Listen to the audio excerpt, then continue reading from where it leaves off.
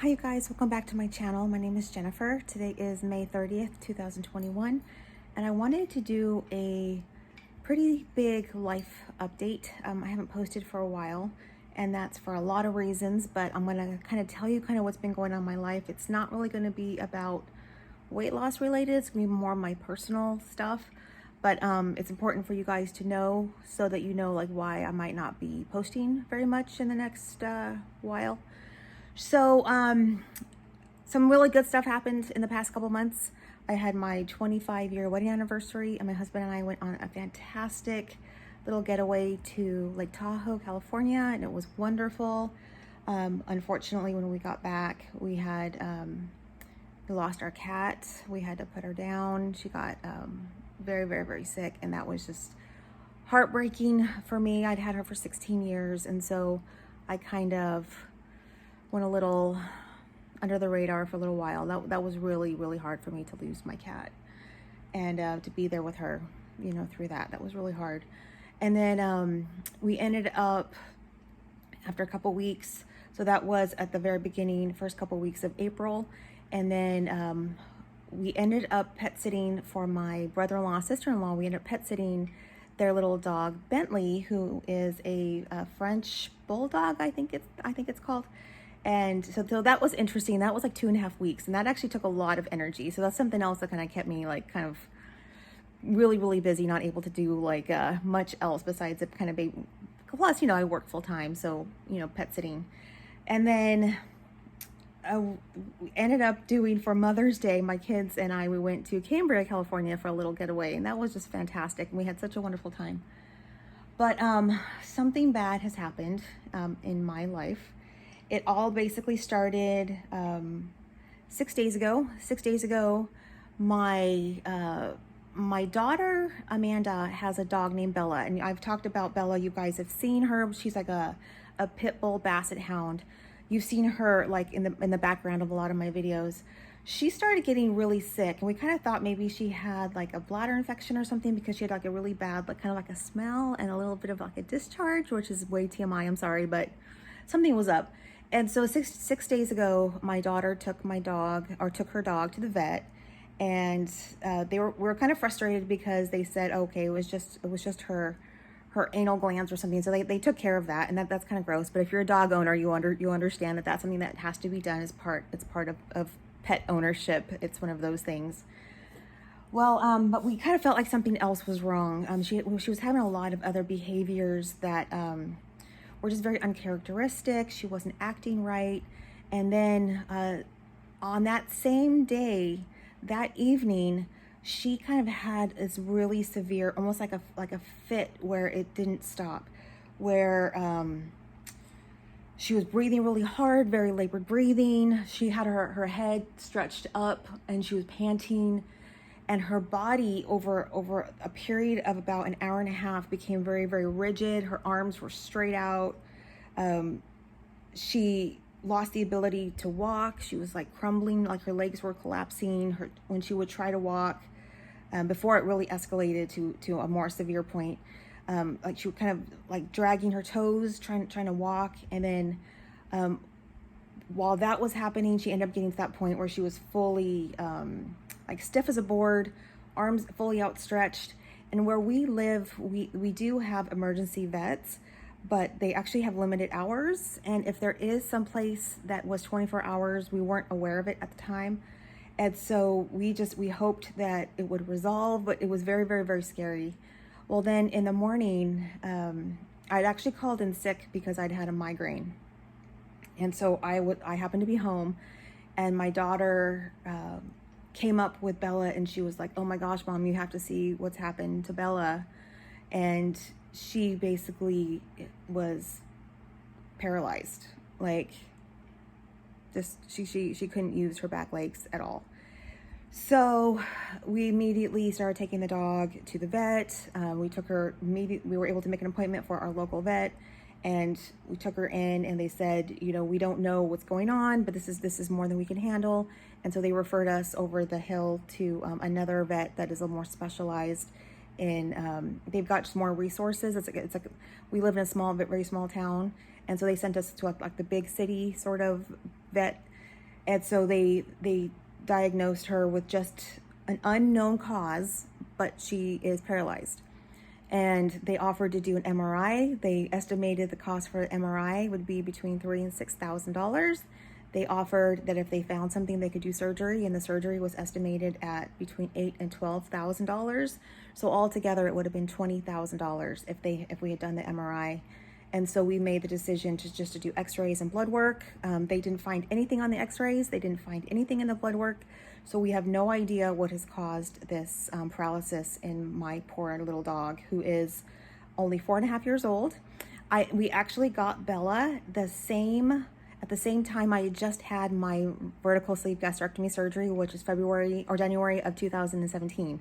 So we've had Bella as long as I've been post-op from having my surgery. Well, so we made the decision that we were going to just love on my dog, love on Bella, and keep her, and just figure out life with having a paralyzed dog, because we love her so much. There's no way that we would want to put her down or let her go. Well, so that was already a very traumatic day. It was very, very stressful. We got home, I don't know exactly what time, but it was like in the afternoon, probably like 2 o'clock or so we got home. And so we started watching videos on YouTube about how to take care of a paralyzed dog, okay?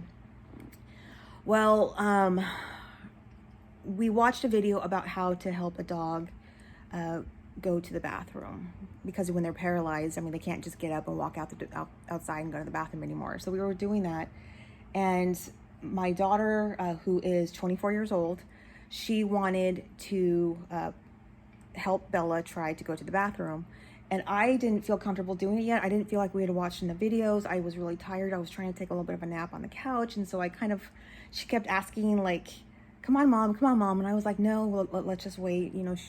Bella's fine.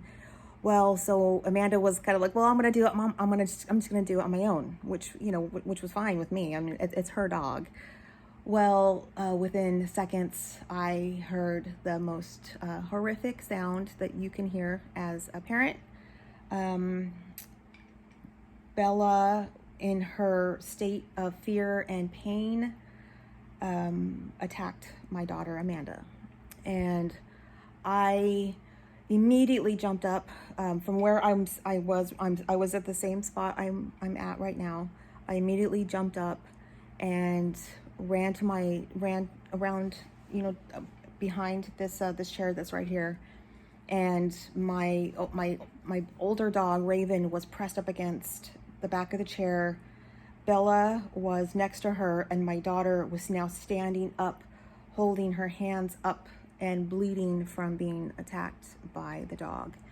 And the sound, I can't even describe to you the sounds.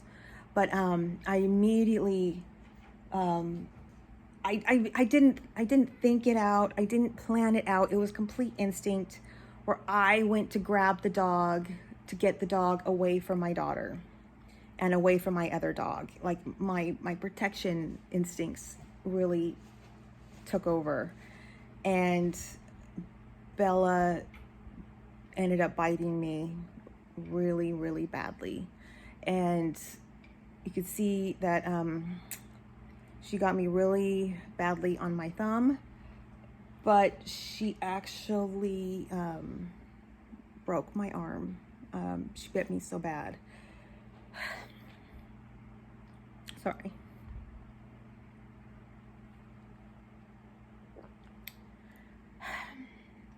So I was able to call for help from my brother-in-law.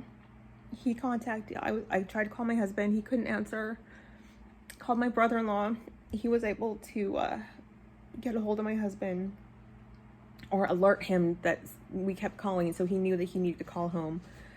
So he called home, and I was able to let him know that Bella had bitten us, because we were both bleeding very badly. And I knew almost immediately that she'd broken my arm, because the pain was pretty bad. Sorry. And I'm not going to be able to edit this because I can't really use my hands, but sorry. I've actually been trying not to talk about it very much. I've actually only told the story just through texting of my family, so that because I get so emotional when I talk about it. But I was able to, through talking to my brother-in-law, who was actually at work in a whole different city, he was able to call his wife, who lives locally, and she called, and I let her know that we needed help. And the problem is I still had Bella, who was now completely remorseful, and she was pressed up against me, but I knew I had to secure her. And it was really terrifying, to be honest. She's part pit bull, and yeah, my sweet little Bella, she got us really good. She really bit us bad. Whew. But anyway, so all in all, I ended up having a complete fracture of my ulna, which is the bone on the pinky side of your forearm. It's the part that twists when you make the movement. I guess the other bone is called the radius, and the radius is the one that is fixed, and the ulna is the one that moves, apparently. And it is completely fractured, completely all the way through. And it's considered an open fracture because it has the dog bites also. And it's very painful, but my bone is now, sorry, I have to hold my arm up. I can't use my strength at all. It's kind of shaped. If you see my fingers, it's kind of shaped like that now. It kind of comes to like a point. So I went to the urgent care. I went to the emergency room. They are saying now I'll be out of work for 2 months. I have really severe nerve damage because it's a crushing injury. The dog bites themselves are not severe at all on my arm. It's the crushing and the bone breakage. And it's very, very possible that because I do have osteoporosis, that was a major contributor to why my bone broke instead of just having the crush injury. But I can't use my right hand. I've only been able to use my left hand since like yesterday afternoon. And so this is day 5. This happened on Wednesday. So it's just, to start, I mean, so this month has had a lot of ups and downs, and had some really great ups, but now I'm having a really, really big down. So we have been in touch with the SPCA because it got reported about having a dog bite, because she is our dog. She is quarantined for 10 days. But my poor little dog is paralyzed. And so we're having to cope with taking care of a paralyzed dog while my daughter and I are both very injured. My daughter has 2 of her fingers that are basically like my thumb, where very traumatized, crush injuries, lots of punctures. My thumb has like 10 punctures. I think between her 2 fingers, she probably has up to 20 punctures. And it's so to be bitten by your own dog, but she was in pain. We'd been given pain meds by the vet, but we had not had a chance to give them to her. We didn't realize how much pain she was in. So because she hadn't been acting like she was in pain, but as soon as my daughter touched her, she literally lashed out almost immediately after being home. I think she was just so stressed. But I wanted to give you guys an update about where I was and why I wasn't really posting very much. I've just kind of been dealing with a lot of pet grief, honestly, losing my cat, Bootsy. And actually, can you kind of see right there? My daughter got me this plaque in remembrance of my kitty. And she gave me that for Mother's Day, and it was just the sweetest gift, because I loved my cat. Her name was Bootsy, and I loved her so much. So I'm still just devastated over the loss of my cat, and now I've got my dog Bella, who is so hurt, and we don't know why. We have no idea why. We don't know if it's a toxin that she's been like poisoned by something, because the X-ray didn't show any back injury, so we don't know. We have no idea We have hope. I would love prayers for her nerves to come back, for her to be able to walk. Prayers for my injury, for the nerves, to have some healing of the nerves in my hand. It's unbelievable. It's just really unbelievable. But yeah, so I guess that's kind of it. I just wanted to touch base. I hope you guys are all doing well. I'm really struggling with my eating so badly. I know I've gained weight. I had already gained some weight in the past couple weeks just because of the stress of losing my cat. Really, really affected me emotionally. And so I know I've been making a lot of bad choices. And my blood sugar has been all over the place. Yesterday, I had my daughter test my blood sugar, and it was at 59. I was having a very severe reactive hypoglycemia episode yesterday, and it's because my diet is so bad. I have to only eat finger foods. I can't use a fork. I can't use a knife. I can't open jars. It's just like, it's crazy. And now I'm going to be out of work for 2 whole months. It's crazy. It's really fresh. It's really fresh. So I'm sorry if I'm kind of rambling. It's just, yeah, this is really rough. So anyway, I love you guys. Thank you so much for all your support, and I will be back as soon as I can. I might do some follow-up videos related to my injury. I have another channel that maybe I'll post them on there. But yeah, I guess that's it. Hang in there, you guys. Be well, and I'll see you guys later. Bye.